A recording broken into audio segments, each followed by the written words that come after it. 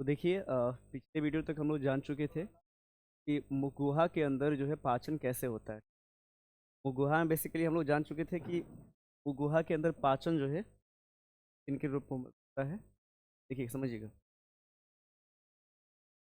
जैसे मुगुहा की अगर बात करें,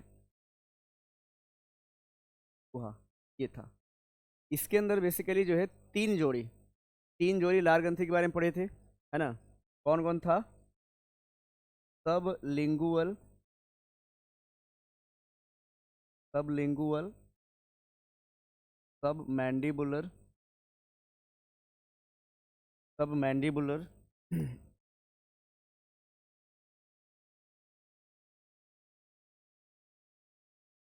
और पैरोटीड। पैरोटीड, ये तीन तरह की जो है तीन जोड़ी लार ग्रंथियाँ पाई जाती है हमारे मुख में, है ना, मुख गुहा में। समझ में आया ना? मुख समझते हैं ना? मुख, मुख के अंदर लार ग्रंथि होता है। क्या होता है? लार ग्रंथि। और लार ग्रंथि तीन प्रकार के होता है। कितने प्रकार के? तीन प्रकार के। एक होता है सबलिंगुअल, सब मैंडिबुलर और पैरोटिड, ठीक है ना। और इन चीज़ों से जो निकलता है उसको बोलते हैं लार। क्या बोलते हैं? लार, लार बोलते हैं। और इसको हम लोग बोलते हैं SLAVIA, स्लाइवा। क्या बोलते हैं इंग्लिश में? स्लाइवा। और इंग्लिश में जैसे बोला गया स्लाइवा, इसके अंतर्गत ना तीन चीज होता है। स्लाइवा में तीन चीज पाया जाता है। हमारा मुख गुहा से जो लार निकलता है मुख से, है ना, लार ग्रंथि से, उसमें तीन पदार्थ होता है, ठीक है ना। और तीन पदार्थ कौन कौन होगा? तो पहला रहेगा लार, यानी कि एक मिनट पहला रहेगा इसमें एमाइलेज। एमाइलेज एक जो है एंजाइम का नाम है, इसका दूसरा नाम होता है टायलिन, है ना। क्या नाम होता है? टायलिन। ये एक एंजाइम है, ठीक है। और दूसरी बात है, इसमें रहता है आपका लाइसोजाइम। लाइसोजाइम एक एंजाइम का नाम है, वो रहता है। और तीसरा चीज रहता है जल। क्या रहता है? जल। हमने इसको, इसकी चर्चा हम लोग पहले कर चुके थे, है ना। एमाइलेज करता क्या है इसको बाद में देखेंगे, पहले जान लेते हैं कि लाइसोजोम करता क्या है, यानी लाइसोजाइम करता क्या है, ठीक है ना। तो लाइसोजाइम करता ये है कि अगर आप भोजन के थ्रू, भोजन कुछ भी खाते हैं ना, तो भोजन के साथ साथ बैक्टीरिया भी आता है ना। हम लोग कुछ भी खाएं, चावल दाल कुछ भी खाएं, तो ऐसा थोड़ी है कि वो पूरा पूरा एकदम परफेक्ट है। परफेक्ट नहीं होता है वो, उसमें कुछ कुछ बैक्टीरिया रहता है। क्या रहता है? बैक्टीरिया। तो उसको मारने का काम करता है कौन? लाइसोजाइम। कौन मारता है? और जल, जल सबसे बड़ा चीज है लार के अंदर, क्योंकि हम यह हमारे मुख गुहा को, यानी मुख को सूखने नहीं देता है। कभी देखते पूरा पेट पूरा प्यास लगेगा अंदर, है, लेकिन क्या तुरंत लार से पूरा मुंह भिगा देते कि नहीं है? मुंह भूगने भीगने देता है कभी? सूखने देता है कभी मुंह? नहीं सूखने देता है। क्यों? क्योंकि लार में ना तीन चीज होता है, एक एमाइलेज, लाइसोजाइम और जल। तो दो काम देख लिए। लाइसोजाइम काम करेगा क्या? जीवाणु को मारने का काम करेगा। लेकिन जल काम करेगा क्या? मुंह को जो है भिगोए रखेगा। और ये सबसे बेस्ट एग्जाम्पल, यानी सबसे बड़ा काम करता है एमाइलेज, यानी कि टायलिन। देखिए, आप लोग जो है कभी कभी देखते हैं ना घर पे, मान लीजिए सब्जी उब्जी ना बचल है, तो रोटी में खा ली, रोटी खा ली, केवल रोटी खाएं सूखल ना, तो केवल रोटी खाते हैं तो कुछ चबाने के बाद मीठा लगता है ना। मीठा लगता ही नहीं लगता है। क्यों मीठा लगता है? क्योंकि जैसे हम लोग रोटी को चबाते हैं ना, उसमें होता है कार्बोहाइड्रेट। क्या होता है? कार्बोहाइड्रेट, है ना। तो कार्बोहाइड्रेट जैसे ही लार से मिलता है, पूरा बढ़िया से चलाते हैं जब हम अच्छा से, तो चलाने के बाद क्या होता है कि जब बढ़िया से चलता है ना, लार में मिल जाता है, तो उसमें से उसमें से जो ये एमाइलेज है, यानी इस कार्बोहाइड्रेट को, ये जो एमाइलेज है ना, माइलेज ना, कार्बोहाइड्रेट को माल्टोज में तोड़ देता है। किस में तोड़ता है? माल्टोज में। जैसे ही माल्टोज में तोड़ेगा, माल्टोज एक जो है शर्करा, यानी शर्करा मतलब होता है चीनी। क्या होता है? चीनी का एक प्रकार है, ठीक ना। तो उस कार्बोहाइड्रेट को तोड़ देता है माल्टोज में। और माल्टोज चूंकि चीनी का प्रकार है, इसलिए हमें लगता है मीठा। यानी हम कह सकते हैं कि जो हम रोटी खाए हमने, तो वो मीठा इसलिए लगा सर, क्योंकि एमाइलेज इसके अंदर एंजाइम के रूप में रहता है, और रोटी के अंदर होता है कार्बोहाइड्रेट, ठीक ना। और जैसे रोटी को चबा करके हम लोग उसमें मिलाते हैं, क्या होता है, कार्बोहाइड्रेट टूट जाता है माल्टोज में। और माल्टोज चूंकि एक चीनी का प्रकार है, इसलिए हमें मीठा लगता है। इतना हम लोग जो है पिछले वीडियो में देख चुके थे, है ना, पिछले क्लास में हम लोग देख चुके थे। अब हम आगे बढ़ते हैं और आगे की ओर बढ़ा जाए, तो उसके लिए हम लोग जो है फिर से आते हैं इस पर। देखिए, भोजन जो है हमने देख चुके हैं इसमें कि भोजन मुख गुहा के अंदर हो चुका है सारा काम। इसके अंदर बेसिकली कार्बोहाइड्रेट का पाचन हो गया। अब उसके बाद भोजन जो है ग्रसनी में प्रवेश करेगा। कहाँ प्रवेश करेगा? ग्रसनी में, यानी गले के पास। जब भोजन भोजन यहाँ लेकर के निगलते हैं तो गला के पास आता है, ठीक है ना। और गला के पास आएगा इसमें, देखिए गला में क्या होता है। आगे बढ़ते हैं, देखते हैं इसमें। सभी लोग एक बार हेडिंग बना लेंगे बढ़िया से। अब लिखेंगे यहाँ पे, मुख गुहा में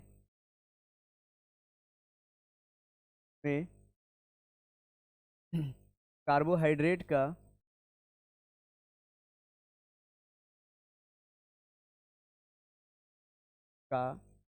पाचन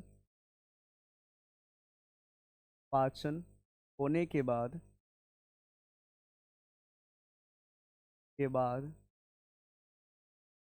अब भोजन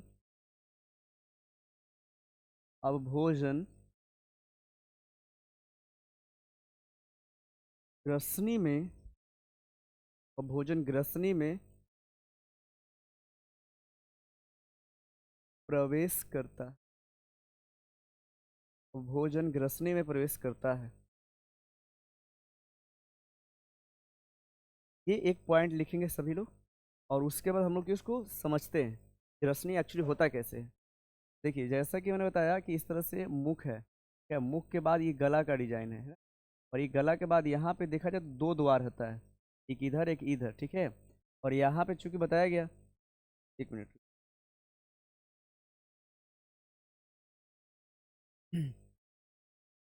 यहाँ पर ही गला पे दो दरवाजा होता है, एक भोजन जाने के, एक सांस लेने के, ठीक है। तो हम लोग क्या है, जैसे ही भोजन चूंकि ग्रहण कर रहे हैं ना, भोजन जैसी खा रहे हैं हम लोग, ये भोजन जैसी खा रहे हैं हम, तो ये भोजन जैसे आगे बढ़ेगा ना, ये दरवाज़ा बंद हो जाएगा, यानी कि सांस लेने वाला नली बंद हो जाएगा। और भोजन जो है डायरेक्टली भोजन की नली से प्रवेश करेगा, नीचे आगे की ओर बढ़ेगा, ठीक है। आगे की ओर बढ़ेगा जैसे ही, तो जैसे आगे की ओर बढ़ता है तो ये जो लंबा नली दिखाई दे रहा है ना, इसी को बोलते हैं रसनी। क्या बोलते हैं? रसनी, है ना। इसको ऑसियोफेगस के नाम से जानते हैं। इसको ऑसियोफेगस के नाम से जानते हैं। ये गले के पास होता है। और जैसे हम लोग भोजन इसमें इंटर करेगा, तो देखते हैं कि जल्दी जल्दी में अगर भोजन आप करिएगा तो क्या होता है, अटक जाता है, फंस जाता है ना, जिसको हम लोग पानी पी करके वापस जो है नीचे फेंकते हैं, है कि नहीं। तो ये भोजन को कैसे गुजारता है समझिएगा। कभी भी देखते हैं अटकता है, तब तक हम क्या करते हैं, करते कि नहीं करते हैं, निकलने की कोशिश करते हैं। कारण क्या है? कारण ये है ना कि ये जो दीवार होता है ना, इसका दीवार, ये दो क्रिया करता है। एक फैलने का काम करता है, देख ऐसे दिखाई दे रहा है ना, ये क्या है, फैलेगा फिर सिकुड़ेगा, फैलेगा सिकुड़ेगा, काम करेगा। मतलब ये कि अगर मान लिया जाए कि भोजन यहाँ पे है, भोजन यहाँ पे है ना, इस बार तो मान लो कि नीचे आ गया, यहाँ आ गया, ठीक है, यहाँ भोजन आ गया, तो क्या करेगा, ये भाग जो है, जो फैला हुआ अभी है, वह सिकुड़ेगा, ठीक ना। और ये जो सिकुड़ा हुआ भाग है वो अब फैलेगा, बारी बारी अपनी जगह पर कंपन करता है, ठीक है। जैसे ये बताइए, ये फैला हुआ सिकुड़ेगा, जब इस पर एक जो है भार पड़ेगा ना नीचे से, ये भार पड़ेगा तो नीचे दबाएगा, ये फैलेगा, और फिर यहाँ पे ये सिकुड़ेगा, ठीक ना, इस सिकुड़ेगा, तो यहाँ पे क्या होगा, और इसका अल्टरनेटिव बन के रेडी होगा। मतलब कि यहाँ पे फैला हुआ रहेगा, अब यहाँ पे सिकुड़ा हुआ रहेगा, ऐसे इस तरह से बन के रेडी होगा, है ना, इस तरह से। और यहाँ पे जो क्या था, यहाँ पे फैला हुआ है, तो यहाँ पे क्या रहेगा, सिकुड़ा हुआ, फिर यहाँ फैल जाएगा। ऐसे करते हुए भोजन जो है नीचे की ओर बढ़ेगा, नीचे की ओर, और बढ़ते बढ़ते सबसे बड़ा थैला यानी कि यहाँ की आकर के रह जाएगा, जहाँ पे भोजन लगभग 8 से 10 घंटे तक विश्राम कर, यानी हम लोग जो भी खाना खाते हैं वह लगभग 8 से 10 घंटा तक यहाँ पे यानी अमाशय में आकर के जमा हो जाता है। इसमें धीरे धीरे पाचन की क्रिया होती है। ठीक है, तो लिखिएगा। इतना लिखने के बाद चलिए देखिए, समझिएगा आगे। तो इसमें हो गया, लिखना है ग्रसनी में प्रवेश करता है, इतना हो गया। ग्रसनी में, ग्रसनी की दीवार, ग्रसनी की दीवार में संकुचन को बोलते हैं कॉन्ट्रैक्शन। ट्रैक्शन एवं शिथिलन, शिथिलन जिसको बोलते हैं एक्सपेंशन। एक्सपेंशन होता है, जिससे सम्मिलित रूप से, जिसे सम्मिलित रूप से क्रमानुकुंचन कहते हैं। रूप से क्रमानुकुंचन है ना, पेरिस्टॉल्टिक मूवमेंट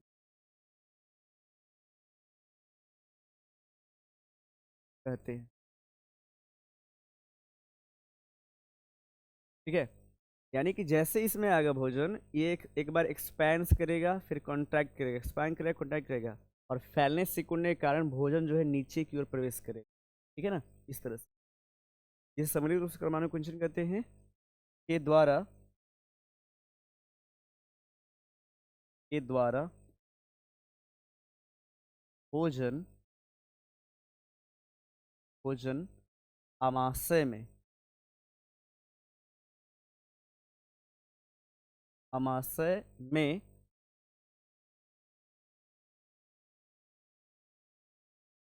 प्रवेश करता है।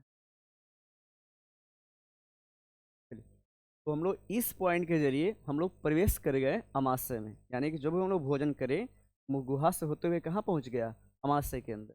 ठीक है, नेक्स्ट आगे बढ़ा जाए। ये आपका पॉइंट रेडी हो गया आई थिंक।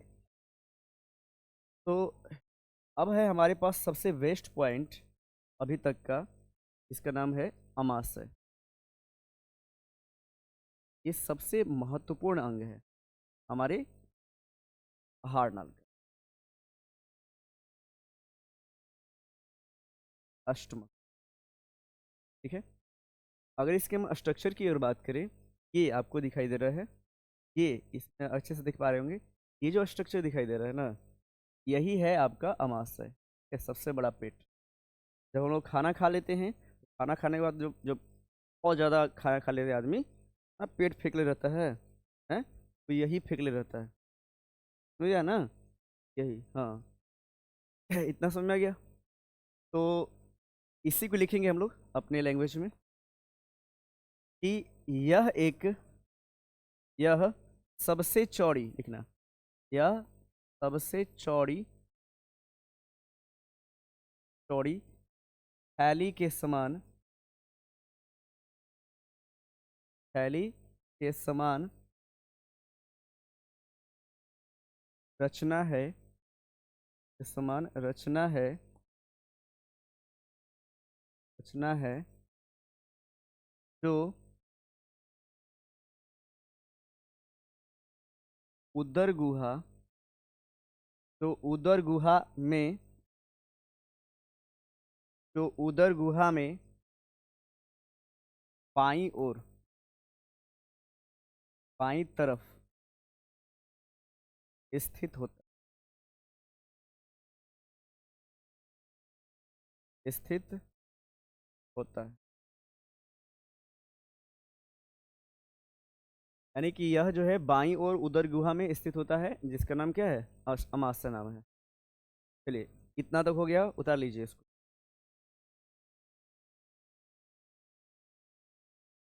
यूट्यूब वाले आप लोग जो है क्या कीजिएगा, वीडियो को पॉज करके आराम से लिख लीजिएगा, है ना।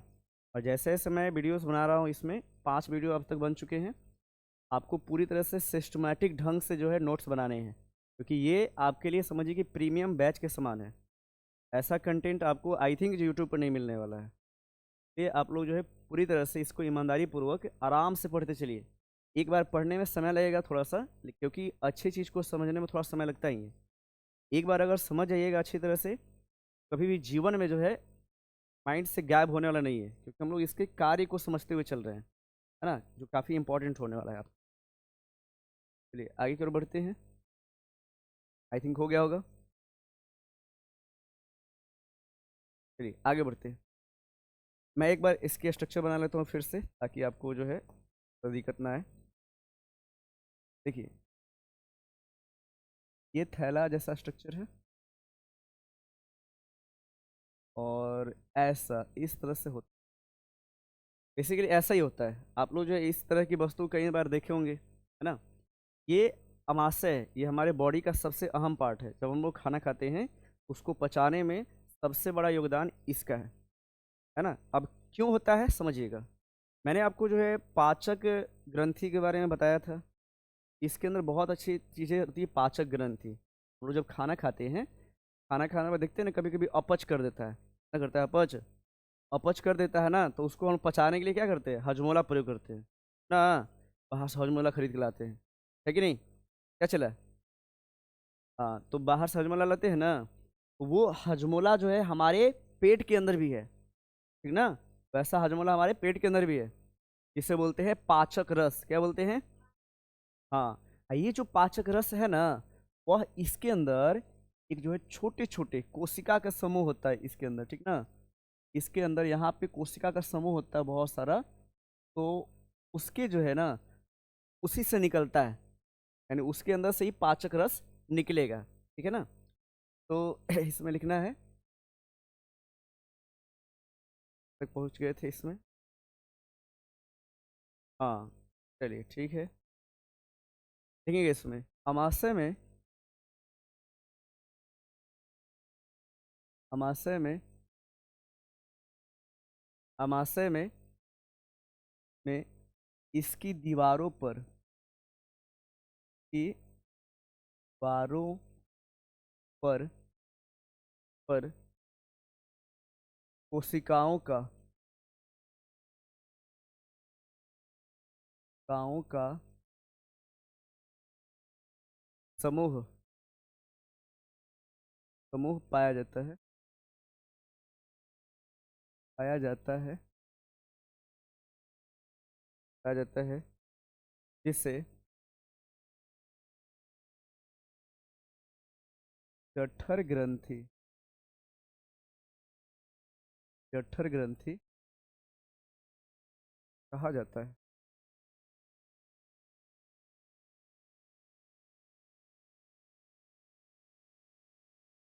ये जठर ग्रंथि आप समझ जाइएगा अच्छी तरह से, बना लेंगे।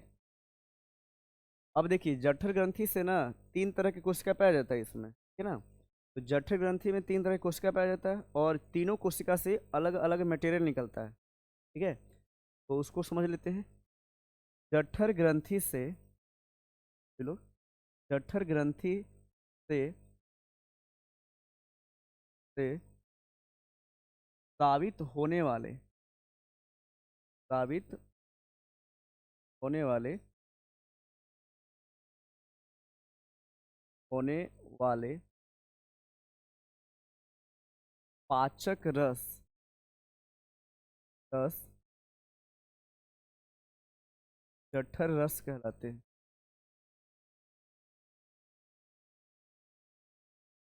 जठर रस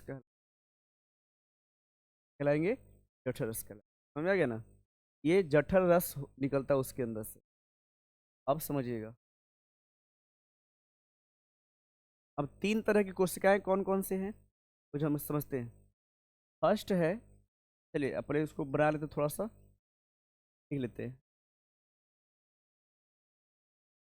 जठर ग्रंथि में, जठर ग्रंथि में तीन प्रकार की,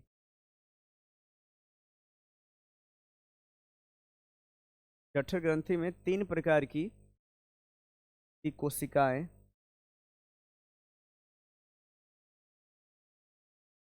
कोशिकाएं पाई जाती है।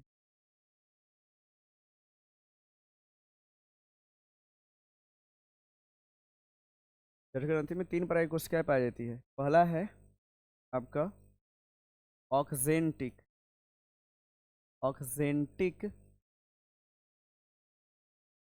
कोशिकाएं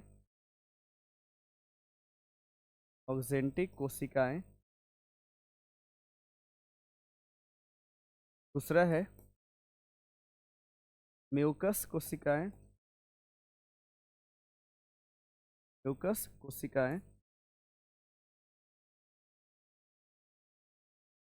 म्यूकस कोशिकाएं। और तीसरा है आपका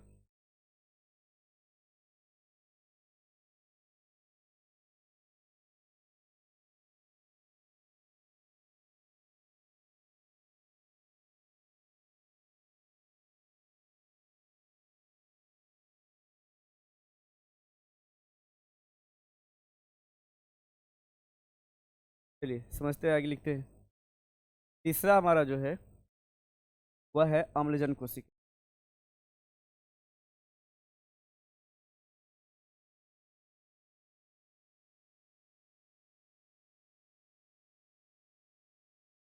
है ना।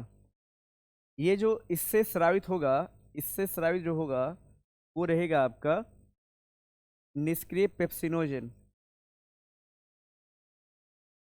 पेप्सिनोजेन। ठीक है, जो इनएक्टिव रहेगा। कैसा रहेगा? इनएक्टिव, यानी सक्रिय नहीं रहेगा। म्यूकस कोशिका से म्यूकस का स्राव होगा और अम्लजन से आपका जो है एसिड का निर्माण होगा, यानी कि अम्ल। अम्ल में कौन सा? तो HCl, है ना, HCl हाइड्रोक्लोरिक अम्ल। हाइड्रोक्लोरिक अम्ल का स्राव होगा। हाइड्रोक्लोरिक अम्ल जानते होंगे सभी लोग। ये हाइड्रोक्लोरिक अम्ल जो है बहुत ही ज़्यादा खतरनाक होता है।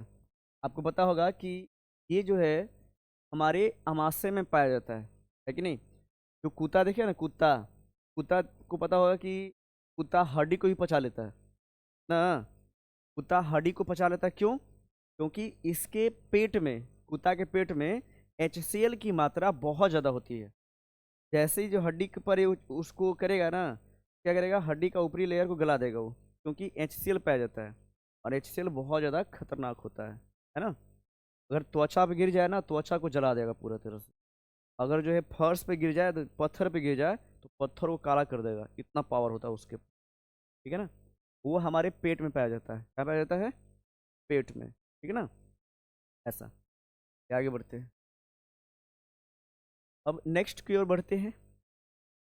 तो जैसा कि वो 3 चीज़ पाया जाता है जठर रस में, कौन कौन? HCl, म्यूकस और निष्क्रिय पेप्सिनोजेन। सबसे पहला हम लोग जानेंगे कार्य एक एक करके। ठीक है। तो सबसे हेडिंग दीजिएगा इसमें, जठर रस का कार्य। जठर रस का कार्य में पहला है आपका HCl का कार्य। HCl का कार्य, यानी हमारे पेट में ना जो HCl निकलता है, जो अम्ल बनता है, वो अम्ल का काम क्या क्या है? क्वेश्चन आपको बोर्ड में डायरेक्टली आता है क्लास 10th में कि हमारे अमाशय में कौन सा अम्ल पाया जाता है, पहले बताइए। कौन सा रहेगा? HCl। कौन सा अम्ल पाया जाएगा? HCl, जिसको बोलते हैं हाइड्रोक्लोरिक अम्ल। क्या बोलते हैं? हाइड्रोक्लोरिक अम्ल, है ना। और ये हाइड्रोक्लोरिक अम्ल हमारे अमाशय के अंदर पाया जाता है। ठीक है।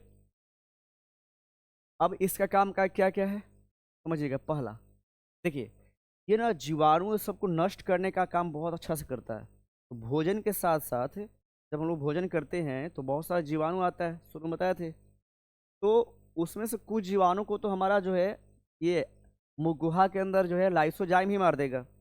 लेकिन बाकी जो शेष बच गया ना, कुछ कुछ जीवाणु, तो वो जो है HCl से नष्ट हो जाएगा। देखिएगा, पहला काम रहेगा इसमें, भोजन के साथ भोजन के साथ के साथ आए भोजन के साथ आए जीवाणुओं जीवाणुओं जैसे जीवाणुओं को नष्ट करने में कर दीजिएगा, जीवाणुओं को नष्ट करने में। पहला काम ये हो गया इसका HCl का। दूसरा है भोजन को अम्लीय बनाने में, चूंकि अम्ल है इसके पास भोजन जाएगा तो भोजन को जो है वह अम्लीय बना देगा। तो लिखना है इसमें भोजन के कण को, भोजन के कण को को यह अम्लीय बना देता है, भोजन के कण को यह अम्लीय बना देता है। और तीसरा रहेगा हमारा सबसे जरूरी काम, आप लोग देखे होंगे जब शुरू में लिखवाया गया इसमें तो आपको बताया गया इसमें कि जो HCl यानी जो पेप्सिनोजेन बनता है ना वह इनएक्टिव होता है। कैसा होता है? इनएक्टिव, निष्क्रिय। निष्क्रिय मतलब कि काम वो कुछ करेगा नहीं, ये काम बिना काम करने वाला रहेगा, ये यानी शुरू शुरू में रहेगा ये बिना काम करने वाला। तो ये जो HCl है ना, HCl की काम यही करेगा सबसे पहले कि जो निष्क्रिय यानी कि इनएक्टिव पेप्सिनोजेन है उसको सक्रिय पेप्सिन में बदल देगा। देखिएगा, यह निष्क्रिय निष्क्रिय पेप्सिनोजेन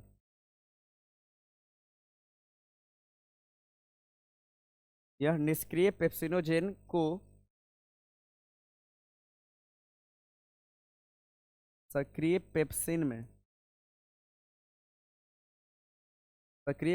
में बदल देता है, बदल देता है। ठीक है, ऐसा। तो ये काम पहला हो गया आपका HCl का। HCl काफ़ी ज़्यादा इंपॉर्टेंट है, 3 काम ये करता है और तीनों के तीनों काम इसका बहुत ज़्यादा इंपॉर्टेंट है। तो आप ये सवाल है अब कि सर आपने बोला कि HCl बहुत खतरनाक है, ये जो है पत्थर भी गिराओ तो पत्थर को पूरा जो है काला कर देगा, ये चेहरा फेंको तो चेहरा गला देगा पूरा, हड्डी को डालो हड्डी गला देगा। लेकिन ये हमारे पेट में है ना, पेट जो है तो होता है मांस का बना हुआ ना, ये पेट तो है मांस का बना हुआ, ये क्या कहना गला रहा है ना, को गला देना चाहिए था। तो देखिए अब इस कहानी में एंट्री होता है म्यूकस का। किसका? म्यूकस। म्यूकस समझते हैं? म्यूकस देखे कि नहीं देखे हैं? नहीं देखे हैं? तो म्यूकस देखिए, ये म्यूकस करता क्या है समझिएगा, बहुत आसान समझना। देखा,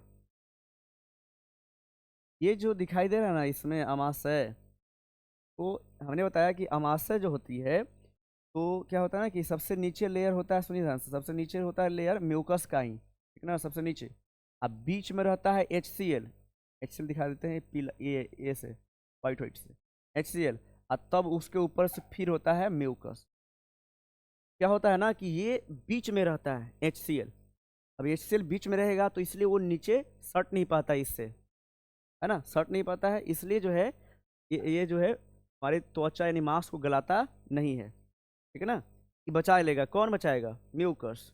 ठीक है, इसलिए म्यूकस जरूरी है हमारे बॉडी के लिए। और दूसरा चीज, म्यूकस मतलब जिस श्लेष्मा जिसको बोलते हैं, म्यूकस का हिंदी नाम क्या है? श्लेष्मा। ठीक है, तो ये बेसिकली काम क्या करता है, ये एक्चुअली में ना बैक्टीरिया जो आता है उसके अंदर उसको भी मारने का काम करेगा। और दूसरी बात, ये भोजन को चिकनापन प्रदान करेगा म्यूकस। ठीक है, तो लिखिएगा म्यूकस। म्यूकस पहला तो काम लिख देते हैं कि HCl से दीवार को बचाता है, अमाशय की दीवार को। म्यूकस HCl से अमाशय की दीवार को, अमाशय की दीवार की रक्षा करता है, दीवार की रक्षा।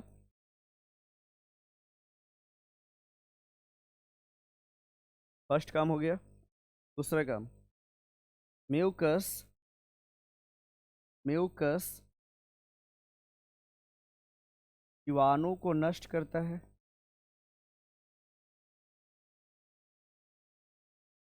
करता है तथा तथा भोजन के कण को भोजन के कण को चिकनापन प्रदान करता है।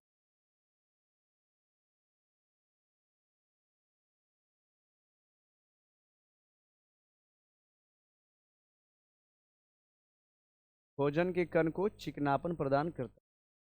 ये दो काम यानी मेन मेन काम कर दिया कौन? म्यूकस।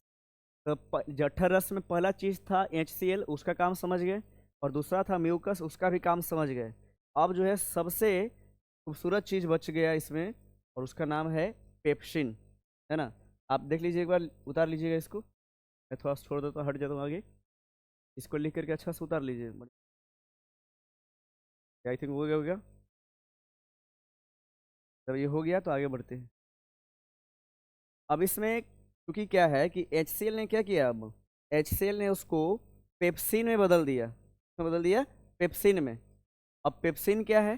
पेप्सिन तो सक्रिय है जी, है ना। पेप्सिनोजन क्या था? निष्क्रिय था। लेकिन पेप्सिन क्या है? सक्रिय है। अब तीसरा हेडिंग देंगे इसमें, सक्रिय पेप्सिन का कार्य। सक्रिय पेप्सिन का कार्य, ठीक है। तो ये हेडिंग देंगे इसमें। तो इसमें लिखेंगे पेप्सिन पेप्सिन प्रोटीन को प्रोटीन को पेप्टाइड्स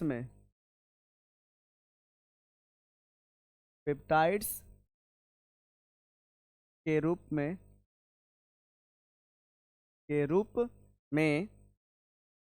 में पाचन कर देता है।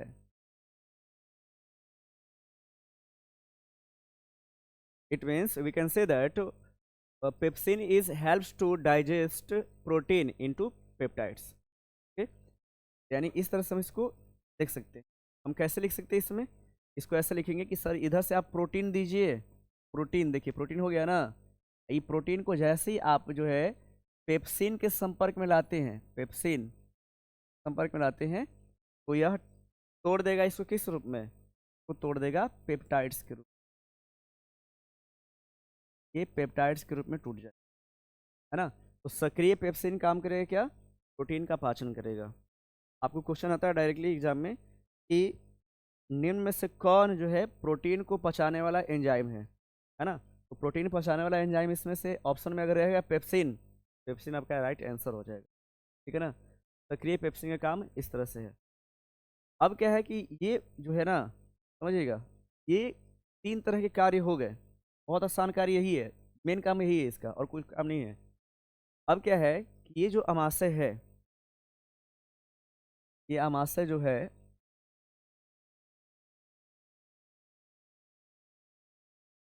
ये जो अमाशय है हमने बनाया इसमें, इसके अंत अंत तक मैंने बोला कि आपका इसमें से अगर कार्बोहाइड्रेट आएगा तो वो पच जाएगा, है ना। अमाश इसके अंदर कार्बोहाइड्रेट भी होता है, वही पच जाता है। यानी कार्बोहाइड्रेट को पचाने वाला एंजाइम भी रहता है, वही पच जाता है। उसके बाद प्रोटीन रहेगा, प्रोटीन टूट जाएगा, है ना। तो भोजन जो है आराम से बहुत ही छोटे रूप में आ जाएगा। तो ऐसा होते होते क्या होता है, इसके अंत अंत तक, यहाँ तक आते आते जो भोजन होता है ना, एकदम गाढ़े लेई के जैसा हो जाता है। भोजन लेई के समान हो जाता है, ठीक है। लेई जैसा बन जाता है। और लेई जैसा जो बन जाएगा ना, इसको बोलते हैं हम लोग काइमा, है ना। इसको बोलते हैं काइमा के नाम से जानते हैं, है ना। क्वेश्चन आता है कि अमाशय के अंत अंत तक तो भोजन एक गाढ़ा लेई के समान रचना में बन जाता है। उस गाढ़े लेई जैसे संरचना को क्या बोलते हैं? बोलेंगे हम लोग काइमा, ठीक है। वो वर्ड के रूप में लिखकर खत्म करते हैं। अमाशय के अंत तक भोजन, अमाशय के अंत तक भोजन गाढ़े लेई के समान, गाढ़े लेई के समान रूप में परिवर्तित हो जाता है, परिवर्तित हो जाता है,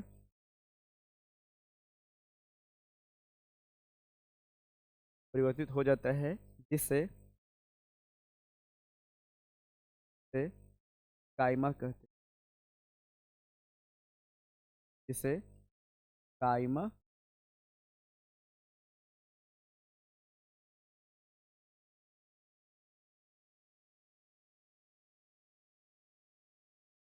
ये काइमा हो गया। क्लियर इतना? अब भोजन क्या करेगा समझिए। हाँ, इतना तक समझ गए होंगे। अब देखिए हमारा जो है अमाशय का काम हो गया संपन्न, है ना। यहाँ तक जैसे अमाशय का काम हो गया संपन्न, यहाँ तक भोजन हो गया।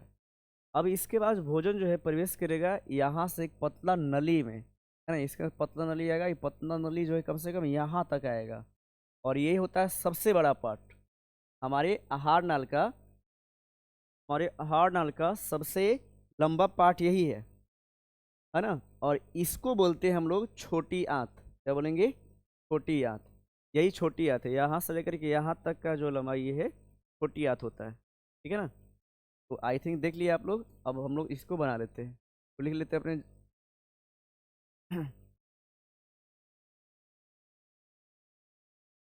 चलिए, इसके बाद भोजन, इसके बाद भोजन छोटी आंत में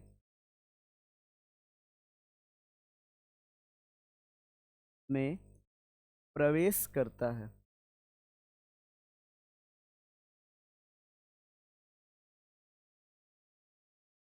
इसके बाद भोजन छोटी आंत के कर दीजिएगा, डायरेक्टली आप लिख दीजिएगा ऐसे, छोटी आंत के, छोटी आंत के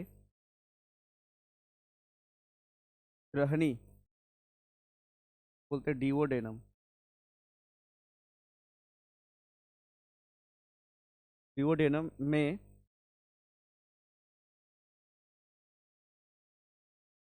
प्रवेश करता है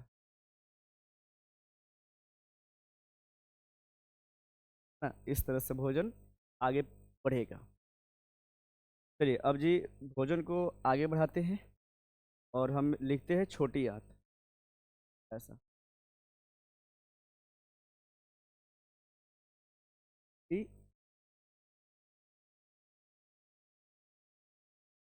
और स्मॉल इंटेस्टाइन, ठीक है ऐसा। अब आप देखेंगे कि छोटी आंत जहाँ से शुरू होता है ना, याद रखिएगा कभी कम से कम यहाँ शुरू होता है छोटी आंत, ये पतला नली संरचना बनाता है, ठीक है।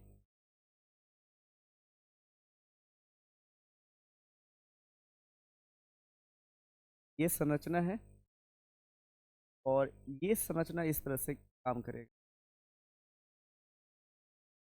ये है इसमें हमारा यहाँ से लेकर के, यहाँ से लेकर के यहाँ तक संरचना ही छोटी आंत। पहले इसी के बारे में पढ़ना है। अब क्या होता है कि ये वाला पार्ट जो है छोटा सा, जिसको बोलते हैं ग्रहणी, ये पार्ट, ये बड़ा जो है, इसका नाम जो है ना काफ़ी इंटरेस्टिंग है, ग्रहणी।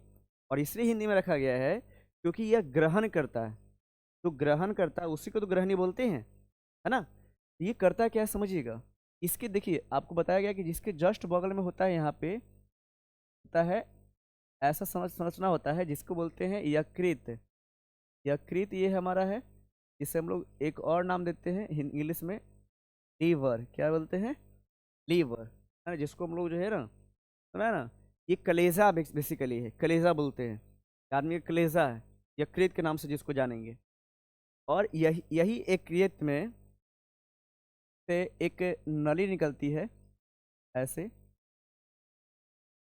है ना। और यहीं पर रहता है एक छोटा सा अंग, है ना, ये। और इसी से एक छोटा सा ना नली निकलती है, और वो नली जो है जुड़ा होता है किस, ये वाला पार्ट, ग्रहणी से। अब करता क्या है समझिएगा। जब भोजन पाचन होता है ना, इधर से एक चीज ये जुड़ गया, और यहीं से एक नली के द्वारा एक और चीज जुड़ा होता है, वो भी बहुत खूबसूरत है ना, जिसका नाम होता है अग्न्याशय। इसका नाम अग्न्याशय है।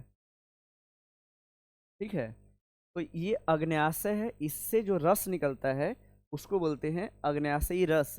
आपको चूंकि मैंने पहले पढ़ा चुका हूँ वीडियो में, ठीक है, आप जाकर के वहाँ पे देख लीजिएगा, इसके बारे में और अच्छे से पढ़ लीजिएगा। ठीक है, तो इसके अंदर से रस निकलता है, उसको बोलते हैं अग्न्याशयी रस।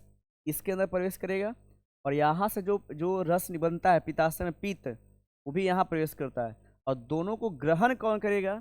यही भाग जिसका नाम है ग्रहणी। आपको पता चलेगा ग्रहणी नाम क्यों पड़ा, क्योंकि यह पित्ताशय और अग्न्याशय दोनों के रस को ग्रहण करता है। ठीक है, इतना तो लिखिएगा। सर्वप्रथम सर्वप्रथम भोजन भोजन ग्रहणी में प्रवेश करता है प्रवेश करता है प्रवेश करता है। ग्रहणी ग्रहणी यकृत से पीत तथा तथा अग्न्याशय से तथा अग्न्याशय से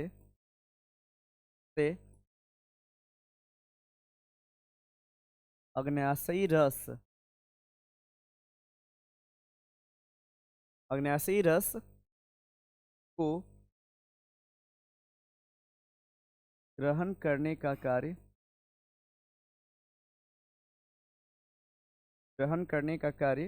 करता है। अग्न्याशयी रस को ग्रहण करने का कार्य करता है। ये काम मेन है किसका? ग्रहणी का। इसका बस यही मेन काम होता है ग्रहणी का। है ना, ग्रहणी में ये चीज हो गया। अब है आगे लिखना,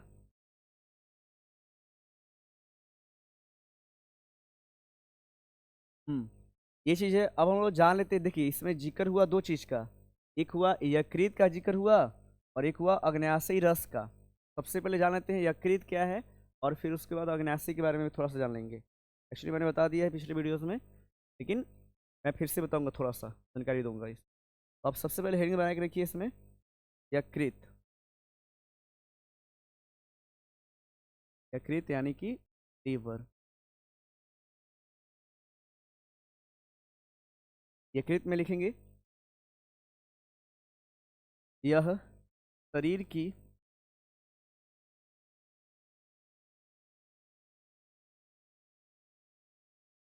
यह शरीर की सबसे बड़ी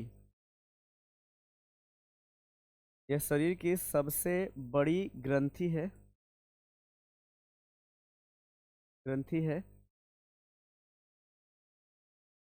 जिससे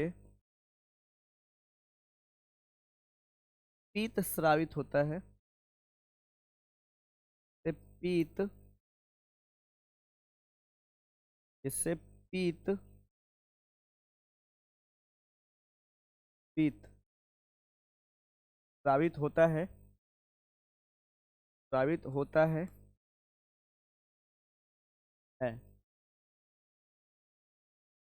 स्रावित होता है। पीत पित्ताशय में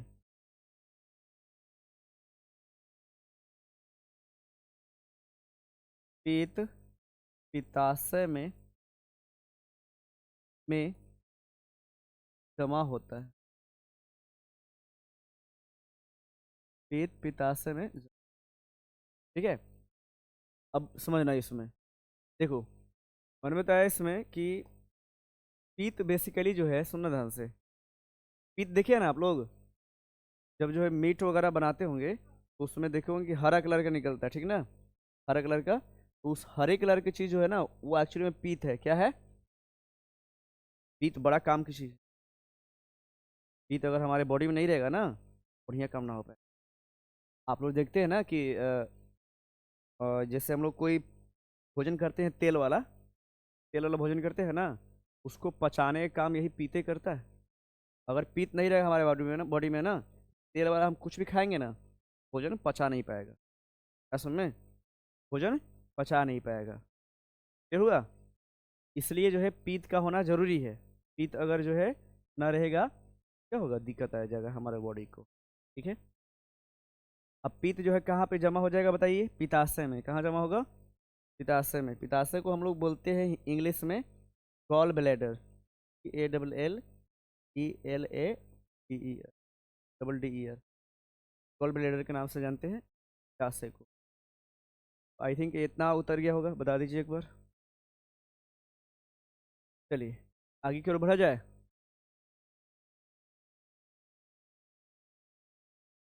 बढ़ा जाएगा क्यों, देखिए यकृत हो गया इतना, यकृत का एक भाग हो गया ये, इस तरह से हम पढ़ लिए। अब अगला जो चीज़ पढ़ना है हमें पीत के बारे में, तो छोटा सा हेडिंग दीजिएगा आप लोग, पीत लिख करके। बोलते हैं बाइल, बाइल जूस। ठीक है, बाइल जूस के नाम से जानेंगे। चलिए बाइल जूस लिख के दस दीजिएगा।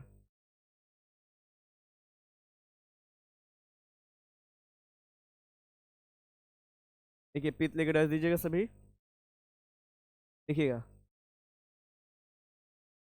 पीत एक क्षारीय पदार्थ है, पदार्थ है। पीत एक क्षारीय पदार्थ है जो वसा के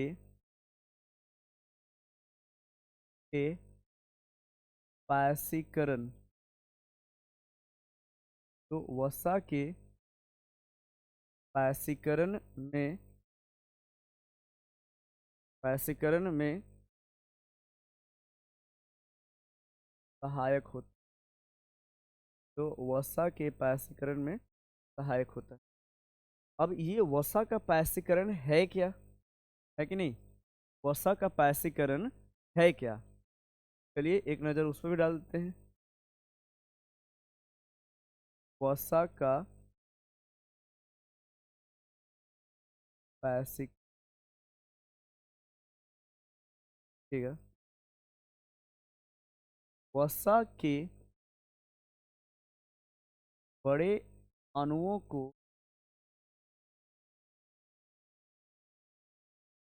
वसा के बड़े अणुओं को उसके छोटे छोटे, उसके छोटे छोटे अणुओं में, अणुओं में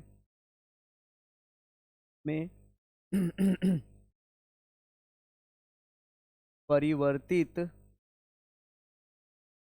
होने की घटना को, घटना को, घटना को वसा का पायसीकरण, वसा का पायसीकरण,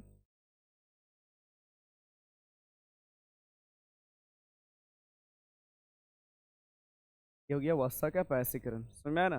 यानी पीत कम करता क्या है, कि पीत जो है वसा का जो बड़े बड़े अणु है ना, उसको जो है तोड़ करके और छोटे छोटे अणु में परिवर्तित कर देता है ना।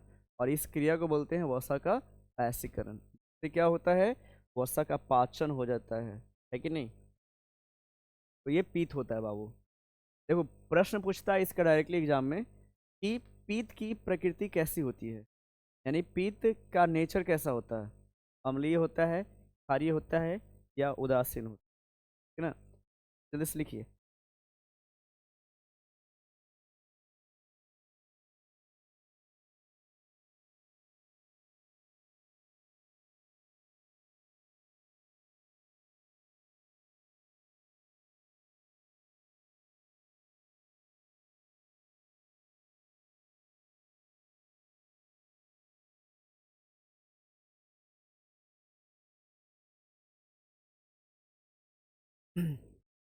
आई होप अब तक जितना लिखे हैं, जितना पढ़ाया गया आपको समझ में आया होगा और आप इसको उतार लिए होंगे ना। अब आगे की ओर बढ़ा जाए। ये पीत है, पीत हो गया। आगे बढ़ते हैं। देखो, अगर बोला जाए कि शरीर का सबसे बड़ा ग्रंथि कौन सा है, तो यकृत। कौन सा? यकृत। बट यदि बोलेगा कि यकृत कौन सी ग्रंथि है, यकृत है बाह्यस्रावी ग्रंथि। कौन सा ग्रंथि है? बाह्यस्रावी। आपको बाह्यस्रावी क्या होता है, अंतःस्रावी क्या होता है, ये सब के बारे में आपको पिछले वीडियोस में बताया जा चुके हैं। एक बार पिछले जाकर के वीडियो को देख लीजिएगा, अच्छी तरह से समझ में आ जाएगा। जो भाई लोग जो है पहली बार इस वीडियो को देख रहे होंगे, इस सीरीज में 5 वीडियोस ऑलरेडी बनाए जा चुके हैं। अगर आप उसको दूर से देखते आएंगे तो बिल्कुल आसान लैंग्वेज में आपको बताया गया है ऐसा। पीत पढ़ लिए, वसा का पायसीकरण क्या होता है वो भी पढ़ लिए। अब होता है, हम लोग सीखेंगे इसमें, देख लेते एक बार क्या क्या हो। यकृत हो चुकी, छोटी हाथ से हम लोग पढ़ लिए यकृत, यकृत के बारे में पढ़ लिए। फिर जो है पीत के बारे में पढ़ लिए। हाँ, पित्त भी हो गया, पित्ताशय भी हो गया। आपको जाना है कि पित्ताशय में ही पित्त स्थित होता है, ठीक है ना, हमेशा याद रखिएगा। और पित्त का काम क्या है वो भी सीख गए हम लोग, ठीक है। अब है अग्न्याशय, है ना, वो अग्न्याशय है, ऐसे पढ़ लेते हैं।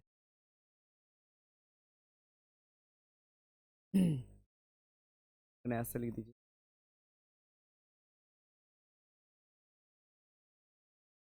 अग्न्याशय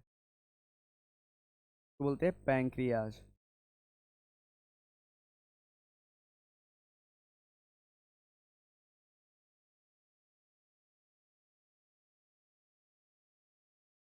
देखिए, यह एक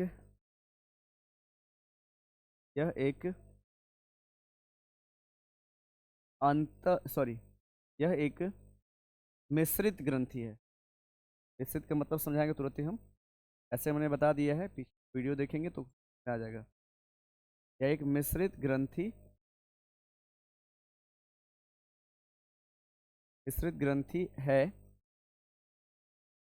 है जो जो अमाशय के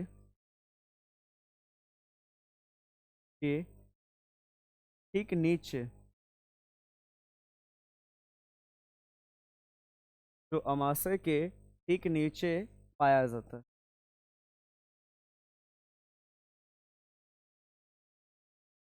जो अमाशय के ठीक नीचे पाया जाता है, ठीक ना। ये अग्नाशय बेसिकली, ठीक है। अब इसको मिश्रित ग्रंथि क्यों बोलते हैं वो समझिएगा थोड़ा सा, है ना।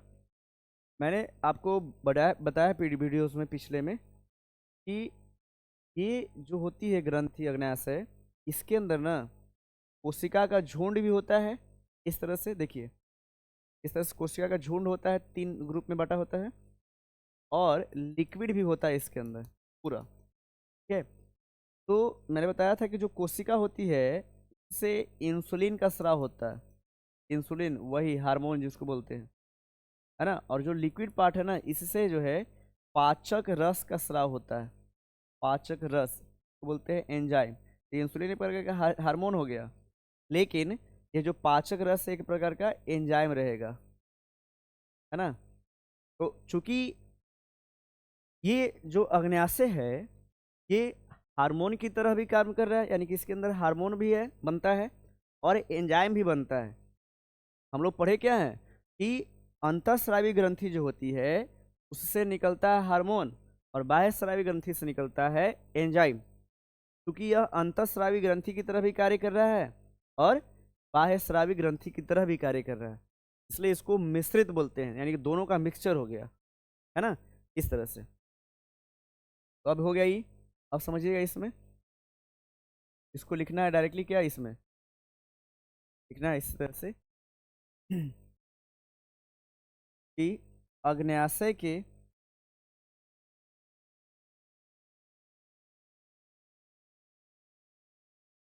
अग्न्याशय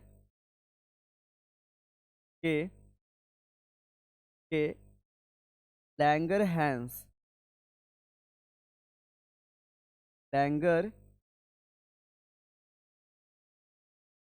लैंगरहैंस द्वीपिकाएं। ऐसे कि लैंगरहैंस की द्वीपिकाएं के बीटा कोशिका से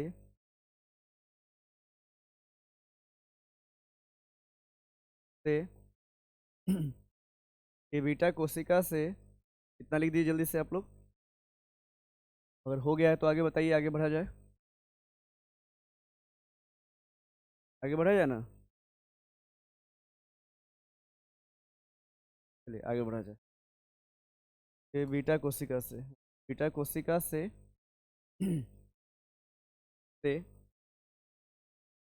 इंसुलिन, बीटा कोशिका से इंसुलिन हार्मोन का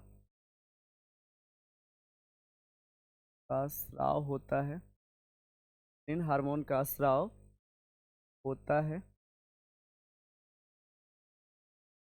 इन हार्मोन का स्राव होता है जो जो जो रक्त में ग्लूकोज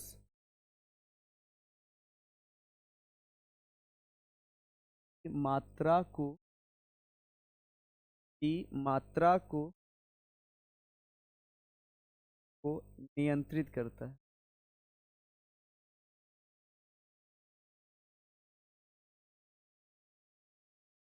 की मात्रा को नियंत्रित करता है। ये चीज हो गया, इतना क्लियर है।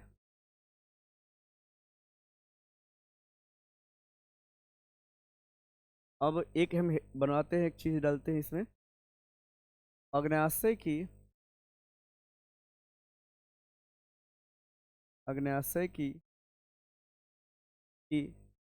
द्रव भाग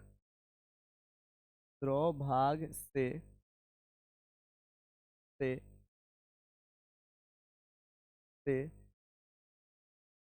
अग्न्याशयी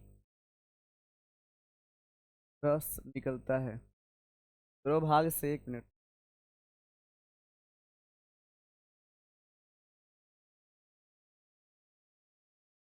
भाग से पाचक रस निकलता है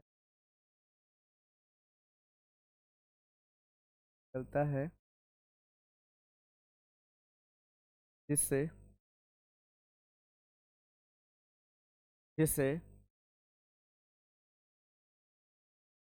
अग्न्याशयी रस कहते हैं। ये चीज अग्न्यासी रस ये हो गया है ना। अब अग्न्यासी रस के में क्या क्या चीजें होती है और उसका भोजन कैसे वो भोजन को पचाता है, इसकी चर्चा हम लोग जो है अगले वीडियो में करेंगे, ठीक है ना। इस वीडियो में हम लोग जो है अग्न्यासी रस निकलता है उसके अंदर से, इसके इतना तक जान लिए। अब क्या हम लोग जाना शुरू से इसमें वो देख लेते हैं एक बार, ठीक है। कहाँ से पढ़ना शुरू की थी इसमें देख लेते हैं। यहाँ से देखे थे कि लार के अंदर जो होता है एमाइलेज, फुटाइलिन बोलते हैं, लाइसोजाइम होते हैं, जल होते हैं, तो इसको हमने पढ़ लिया था। अब हाँ, ये तीन चीज़ है। कार्बोहाइड्रेट करता क्या है कि एमाइलेज जो है, एमाइलेज होता है कार्बोहाइड्रेट को तोड़ता है किस में, माल्टोज के रूप में, जो एक शर्करा का टाइप है जिसलिए भोजन मीठा लगता है, ठीक है। अब मुखगुहा में कार्बोहाइड्रेट पाचन होने के बाद अब भोजन जो है ग्रसनी में प्रवेश करेगा। ग्रसनी की दीवार में एक संकोचन और शिथिलन जैसा एक तरंग जैसा उत्पन्न होता है, तो क्रमानुकुंचन बोलते हैं। और इसके द्वारा भोजन क्या करता है, अमाशय में प्रवेश करता है, ठीक है। अमाशय क्या है, तो अमाशय एक सबसे चौड़ा थैली समान रचना है जो उदर गुहा में बाईं तरफ स्थित होता है। ये देख लेना छोटा सा ही। अमाशय में इसकी दीवारों पर कोशिकाओं का समूह पाया जाता है जिसे जठर ग्रंथि कहा जाता है, ठीक है ना। और जठर ग्रंथि से जो रस निकलता है उसको बोलते हैं जठर रस। जठर रस में 3 प्रकार की कोशिकाएं होती है, ऑक्जेंटिक, म्यूकस, अम्लजन। ऑक्जेंटिक से पेप्सिनोजन, म्यूकस से म्यूकस, अम्लजन से HCl का स्रावित होगा, ठीक है। फिर मैंने देखा कि जठर रस के काम में क्वेश्चन आता है डायरेक्टली, अच्छा एग्जाम में, कि जठर रस का कार्य क्या क्या होता है, ठीक है ना। तो जठर रस में 3 चीज़ है ना। एक HCl है, तो HCl का काम क्या रहेगा, जीवाणु को नष्ट करना, है ना, और भोजन के कण को अम्लीय बना देना और निष्क्रिय पेप्सिनोजन को सक्रिय पेप्सिन में बदल देना। ठीक है। फिर म्यूकस का काम क्या था? HCl से जो दीवार की रक्षा करना, अमाशय की दीवार की रक्षा करना HCl से, क्योंकि HCl क्या बहुत ज़्यादा खतरनाक होता है ना। अगला है कि म्यूकस जीवाणु को नष्ट भी करता है और भोजन के कण को चिकनापन प्रदान करता है। इतना काम हो गया था म्यूकस का। उसके बाद हम लोग देखे थे सक्रिय पेप्सिन का, यानी निष्क्रिय पेप्सिनोजन जो है सक्रिय पेप्सिन में बदल गया था। उसका काम क्या था? तो प्रोटीन का पाचन करना। अगर कोई बोलेगा कि अमाशय में प्रोटीन को पचाने वाला एंजाइम कौन सा होता है, उसका नाम हो जाएगा पेप्सिन। क्या नाम हो जाएगा? पेप्सिन। हाँ। फिर अमाशय के अंत तक भोजन जो होता है गाढ़े लेई जैसे संरचना में बदल जाता है, जिसे काइमा कहते हैं। क्या बोलेंगे? काइमा। इसके बाद भोजन जो है छोटी आंत की ग्रहणी में प्रवेश करेगा। यहाँ से जो दिखाई दे रहा है ना स्ट्रक्चर, ये ग्रहणी का है। फिर हमने क्या पढ़ा आगे? छोटी आंत के बारे में जाना कि यह जो है छोटी आंत बेसिकली क्या होता है ना कि यहाँ शुरू होता है। इसको 3 भाग में बांटते हैं। ठीक है। ग्रहणी, जेजुनम और इलियम, 3 भाग में। तो सबसे पहले जो है छोटी आंत में ग्रहणी में प्रवेश करेगा और ग्रहणी क्या करता है? लीवर से पीत ग्रहण करेगा और अग्नाशय से अग्नाशी रस ग्रहण करेगा। ठीक है ना। अब यकृत क्या होता है? तो यकृत सबसे बड़ी ग्रंथि है हमारे शरीर का और जो पित्त साबित करता है, पित्त साबित करे, लेकिन जो है जमा कहाँ होता है? पित्त इकट्ठा कहाँ होगा? पित्ताशय में। कहाँ जमा होता है? पित्ताशय में। ठीक है। पित्त के बारे में जाने कि एक क्षारीय पदार्थ है और जो वसा के पायसीकरण में सहायक होता है। ठीक है। बड़े अणुओं को छोटे छोटे अणुओं में तोड़ देता है। ठीक है। और तोड़ करके, तोड़ने की जो घटना होती है उसको पायसीकरण बोलते हैं, वसा का। ठीक है। और पायसीकृत वसा को तोड़ने का काम आगे करेगा, अग्नाशय रस में पढ़ेंगे। अग्नाशय के बारे में जाने कि एक मिश्रित ग्रंथि है जो अग्नाशय के ठीक नीचे पाया जाता है। अमाशय के लैंगरहैंस की दीपिका के बीटा सेल से, बीटा कोशिका से इंसुलिन हार्मोन बनता है जो ग्लूकोज की मात्रा को नियंत्रित करता है ब्लड में। ठीक है ना। ऐसा हो गया इतना। अब द्रव भाग से पाचक रस निकलेगा जिसे हम अग्नाशयी रस के नाम से जानते हैं। अग्नाशयी रस का काम जो है इतना तक संपन्न हुआ। अब हम लोग जो है अगले वीडियो में तो अग्नाशयी रस के बारे में पढ़ेंगे। तब तक के लिए धन्यवाद। आगे बढ़ते हैं।